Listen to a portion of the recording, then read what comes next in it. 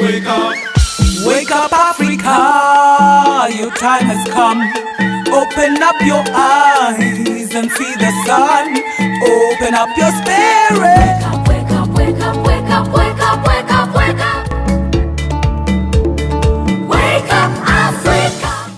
Hey family, what's up? Yesterday we got the amazing opportunity to interview Claude Anderson, and he had a lot to say about, about the situation and the state of African people, both on the continent and in the diaspora, and a lot of brilliant ideas of how we can be brought together. My name is Dr. Mumbi Saraki. I'm reporting for you from Long Beach. Actually, I'm near the Long Beach airport. And, it's been an absolutely amazing first few days in the U.S. We participated in the Black Consciousness Conference. That's how we met Dr. Claude Anderson. And he was talking very simply about the 5 steps, and you'll hear him later on, where he talks about the 5 steps that we need to take to, to bring our people together and to create a powerful nation. Because he said, for so long, African people are dealing, and when I say African people, it's Black people across the world are dealing with horizontal issues. I loved this. And, the horizontal issues are things like, I'm Kikuyu, you're Luo, what tribe are you? What religion are you? Those are horizontal issues. But the vertical issues are the ones that, that control, they're the pillars of our culture, and they're the pillars of nations. And he explained really well about how, as Africans, we're missing on the vertical, and the vertical is economic power, media, the 7, he almost looked at it like the 7 mountains of culture that kind of control how society goes. And so we got to get our money right. We got to get our, politicians that have our dream in the right place, support them, both on the continent and in the diaspora. We got to support media and start getting, putting more voices out there that speak our truth. We got to start changing up the education and what we're teaching our children, because they are really the only future we have. And we must come together and put this skin tone first. So take a listen to this interview. It was absolutely just such an honor and a privilege to get to spend about 15 minutes with him. Well, that's what we recorded, but he had a lot more to say behind the scenes, which I will be getting into. Trust me. But, this is what he had to say. And I really encourage you to check out his website, powernomics.com, and buy his books. He has 4 amazing books, which basically, like Powernomics exactly explains word for word, strategy for strategy, how we can create the Black national racism. And you know what? I loved what he says at the end. Be as Black as you want to be. Mwah. Wake up, Africa. Welcome to the show. Well, thank you for inviting me, and welcome to the United States. Yeah, thanks. And It's enjoy awesome. yourself before you go back to Kenya. Yeah, I definitely will. I think the first question I want to ask you is, what is the condition of Black people globally? How would you say it in a nutshell? In a nutshell, they're on the bottom. They're right now the lowest thing they can get on earth. You got to, right now, collectively on earth, Black folk do not own and control anything in greater proportion than 1/2 of 1% of the wealth, power, and resources in the world. You got collectively, Black folks should have about 24% of the world's population. But you can never acquire and hold on to and exercise more than 1/2 of 1%, which means you're going to perish. That's what it means. Africa now is the richest continent on the earth. But when you all talk about global awakening, what you're talking about in America, we call that gentrification and privatization, which means that's not a positive for Black folk to have an awakening when all of a sudden people come in and take over your resources and privatize into the hands of the dominant white society, dominant Europeans, and now it's going to be dominant Chinese and Japanese going to take you all over. And the Arabs have been after you all ever since about 765 AD, when they marched into Africa talking about they're coming to Africa to wake African up in the search of what they call the 3 Gs, God, glory, and gold. They've been pursuing you all now since 765. They were the ones who were the first original enslavers on the earth for Black folk, were the Arabs. And they're still enslaving you all in Ethiopia, Mauritania, and Sudan, selling you all for $150 a piece. Yeah. So that's a terrible awakening. So I don't know what awakening means. Have you been asleep all that time? Because when they come back, they're going to gentrify you, and they're going to privatize every damn thing in Africa. So, wow, okay, that's really heavy. So where do we as an African people go wrong in terms of in terms of empowering ourselves and in terms of, yeah. Well, you went wrong in Africa for the same way blacks went wrong in America. You keep getting engaging in horizontal issues, things that are immaterial, unnecessary, irrelevant, and wheel spinning. Yeah. You're engaging in minutia. See, by focusing on things that should be totally irrelevant, like what tribe you belong to, what language you belong to, what ethnic group you're in, that's a waste of time. That is horizontal. You should have been staying strictly vertical, based on skin color, from the top to the bottom, in everything in power, wealth, and politics, strictly based on your skin color. It's to be an empowered group, you must always gravitate and migrate to your greatest characteristic. Your greatest characteristic in Africa, among all your different nations over there, or countries over there, is your skin color. Yeah. That should be the most important thing you should be gravitating to. Why you mess around talking about what tribe somebody belongs to, or what ethnicity, or what language they speak? Forget that crap, or what religion they belong to. When the Arabs took you all over, they started mandating that you all started practicing Islam. Yes. And that's a negative for you. Islam was the first one to start enslaving you. Islam, the Arabs have been enslaving black folk now for 1,300 years. They've been enslaving 1 million blacks in Africa every year, every 100 years. They've enslaved 13 million of you. Yeah. Why are you messing around with Islam? That's true. And there is also like what's happening in Libya, where now there's like a reignition or whatever of a huge slave trade of young people who are trying to get to Europe. That's right. See, they're enslaving you again. And at what point do you wake up and smell the coffee and say, my greatest responsibility is to my own people? Yeah. And quit allowing puppets or flake or front black folk get put in office that are selling you out for their own personal gain. We have them in America. We had them, went back in history, we called some of them Sam Boas and Uncle Toms. Yeah. They would get in political position and sell you out. You all still letting it going on in Africa. So, I mean, it's just, you're keeping it so real, it's kind of depressing. But next year is like the 400th mark of, the end of slavery. A lot of people have been saying prophetically that it's the time for African Americans to, come back to the African continent. It's time for us to globally unify. What are your thoughts on this? I'll be perfectly candid with it. I got a lot of my friends that are extremely Afrocentric. But you're going the wrong way. You're trying to run up a one-way street. If you're going to acquire any power, any input in a global market, you got to identify first with America.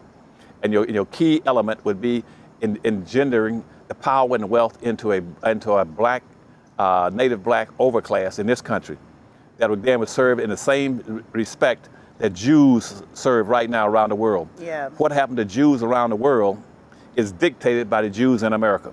Because in America, the Jews got about 1/2 of the population.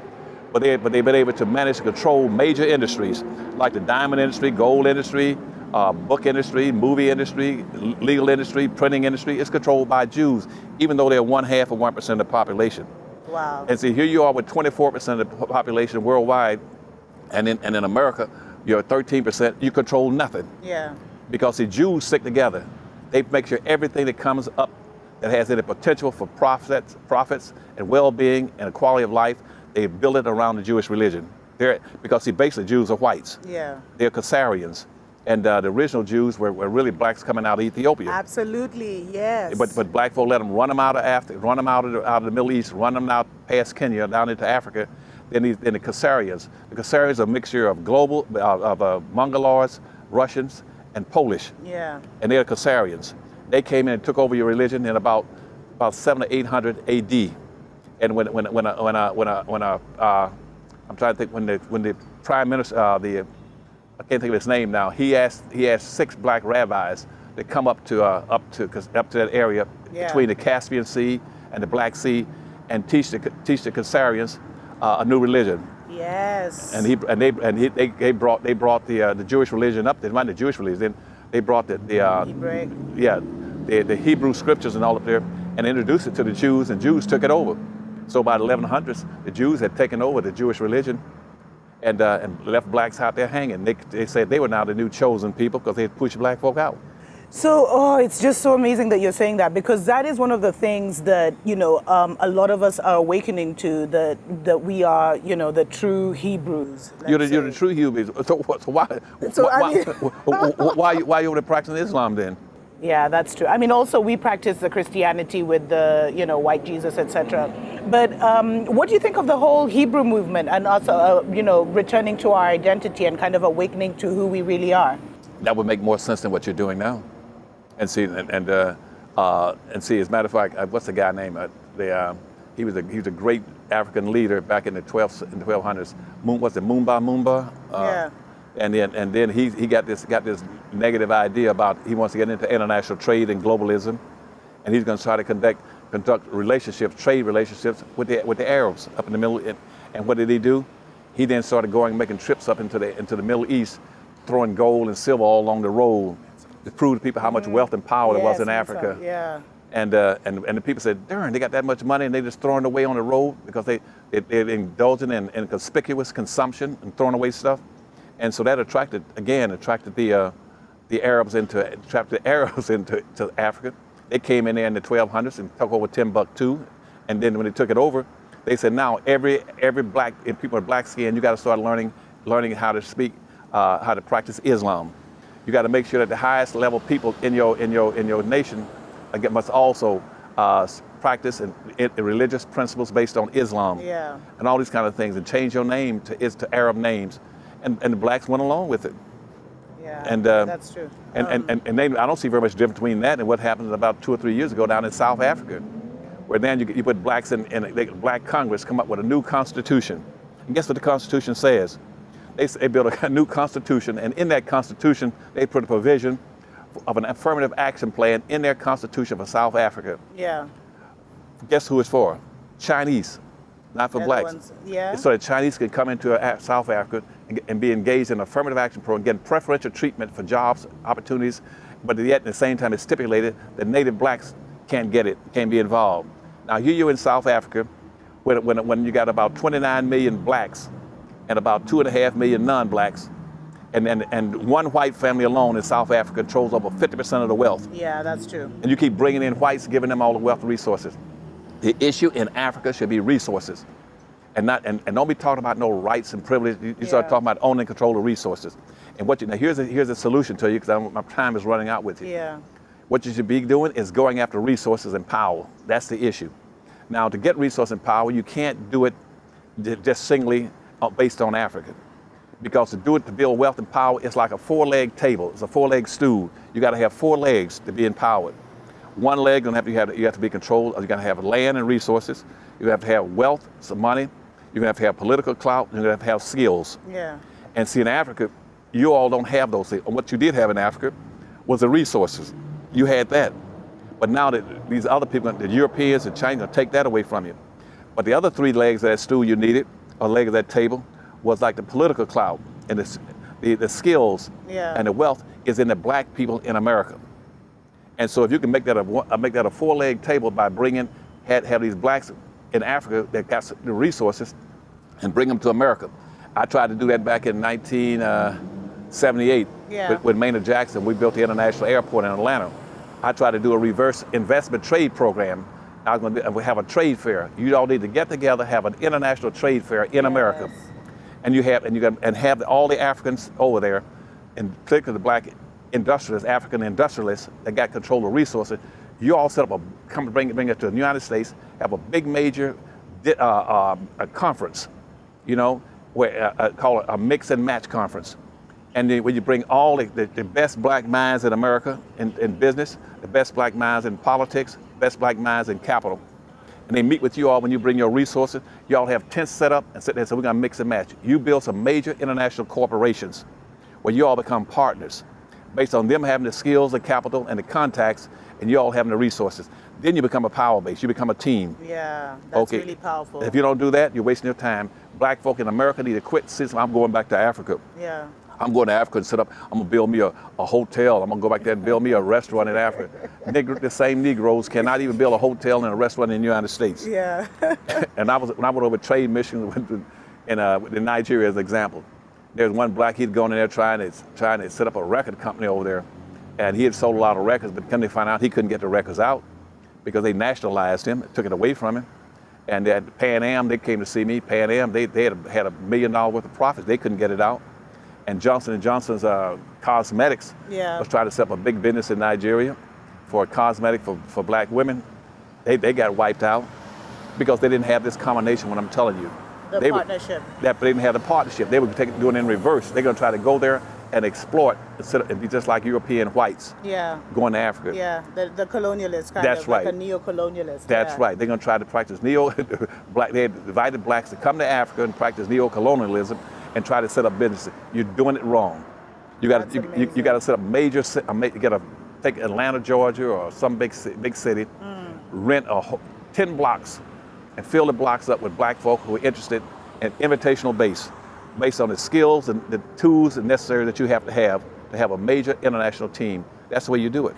Okay, I know we've run. I thank you so much for coming for this interview. My final question is, with all these ideas, we have an enemy.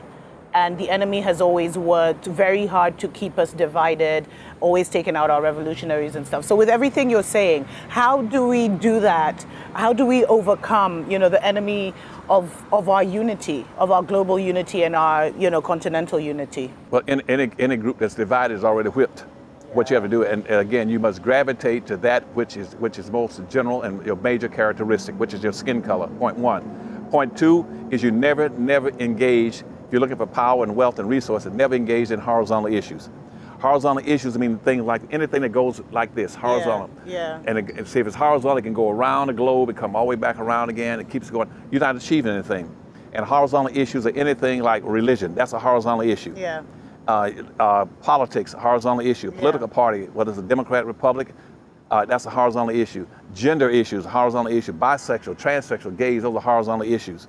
Our religion, horizontal issues. What you all should say is that our primary characteristic should be vertical. Everything on this earth that has power is vertical, not horizontal. If it's horizontal, only a few blacks would profit from it. They'll only profit where the two cross. Yeah. Stay vertical, and like in topography right now, on the earth, the mountain is high. That's the greatest power, mountain. The valley is low. That's vertical. Yeah. In religion, the same thing. God on high, the devil below for power, okay? Yeah. God is supposed to be more powerful than the devil below. And anything, and money in this country. Wealthy people at the top. Yes. That's why you got all these billionaires, poor people at the bottom. Yeah. And they tell you, well, we're gonna have a trickle down. Whatever can roll down, you all can have it. Never get engaged in vertical issues when you're planning on talking about surviving and getting power. Amazing. Thank you so much. No, thank you. That was so amazing. and good luck to you in Kenya, and I love you, and you stay as black as you want to be. Oh, amen. Thank you so much. And we just hope that this global unity will happen in our lifetime. But that's right. And remember, in conclusion, what I said to you last night, blackness is power, and you're the third rail on the earth. Third rail is where the power is, like a railroad track. They have that wire, that thing. Yeah. They're scared of that power. That's why they put a shield around it, or wood, to protect it. And see, in the universe, you know what the most powerful thing in the universe is? Black matter. Black matter. That's Yeah. right. A black hole in outer space is 20 million times more powerful than the sun. Wow. It'll suck the sun and destroy the sun. Yeah. Do you know what the strongest thing on the earth was called? Black matter. Yeah. And if you go get a children's crayon box, guess which crayon in there is the most powerful crayon? The black one. The It black will one. color over everything. It'll yeah. wipe everything else out. Yeah. If Powerful. the fruits and vegetables on earth, guess which is the most powerful? The dark fruits and vegetables, okay? Yeah. And in the conclusion, guess what's the most powerful thing in America? And that's why the whites came up with it, called it one drop of blood rule. You know what that meant? They said that The Jim Crow, was that the one? No, they said black blood is so powerful. If you got one drop of black blood, it'll make you black. But That's so true, though. That's right. And you can put in 50 gallons of white blood, but it can't overcome that one drop of black blood. Yeah. Blackness is power. Yeah. And so if you all in Africa start understanding that and quit playing games and messing around talking about what language you speak, what tribe you belong to, what ethnic group you're in, you're playing games over there. Yeah. And if you that's keep so playing true. games, then all the blacks on earth are going to get eliminated off the earth. As a matter of fact, most of the things I'm talking about, they're available to you on the book packs that were sold by the Powernomics Corporation here in America. I have 5 books on the market that take you through about 200 years of history at about 200 miles an hour, get you to understand these issues. You got one called Black Labor, White Wealth that shows you every trick, technique, law, public policy that we use to subordinate black folk in this country and around the world. 2, you got the Powernomics plan, which says here's what you got to do if you're going to try to beat this game. Yeah. That white racism, whether it's in Europe or in America and Africa, is not perfect. You can beat it if you understand how to play it. That's called a Powernomics, the national plan. The third and fourth book are called Dirty Little Secrets. They show you that nothing has happened on this earth that black people were not directly or indirectly did not cause. That they are very special, unique people called Dirty Little Secrets about black history and black heroes and other troublemakers. And the last book right now, which is the most popular book in America, is called The Black History Reader. 101 questions that you never thought to ask about black folk. They need to get those books as fast as they can and start reading them, because those books are going to be the key to their surviving in this nation and on the earth. And they can get those books by going to www.powernomics.com and order them. And right now they got a special. You can get all 5 of those books plus a DVD on how to educate black kids. You can get all 5 of them for $99 and order them. And if you can't get them that way, you can always call the Powernomics Corporation here in America. Call 301-564-6075. You can order directly from the headquarters. But it's absolutely essential that you get those books into your hands or get them into your libraries or into your schools. If those books are not in your schools and not into your library, then you don't have a library and you don't have schools. Awesome. Awesome. Okay? Yeah, thank you so much. Wow. Dr. Anderson has kept it so real. Like, there's nothing else to add. I usually try and sugarcoat my messages, but this has been so real. I pray that it blessed you. And you know what? Yeah, we got to stop talking and start doing stuff. The formula exists. Just digest what he said. Thank you so much. Thank you. You tell them when you get to ECOWAS, get rid of all those boundaries that set up these different countries. Yes. Y'all come together as a team. Get rid of those boundaries they set up in the Berlin Conference in 1886. Yes. It says this is Nigeria, this is Ghana, this is Cameroon. Forget that crap. Come together and say, we are black, we're a team, okay? Yeah. And nobody's gonna come in and take everything from us and dominate us. And if you're getting these flunkies or puppets in government, you better break out to running, because we're coming after you. Yes. Amazing. Thank you so much. Okay. Peace, family. Wake up, Africa, your time has come. Open up your eyes and see the sun. Open up your spirit. Wake up, wake up, wake up, wake up, wake up.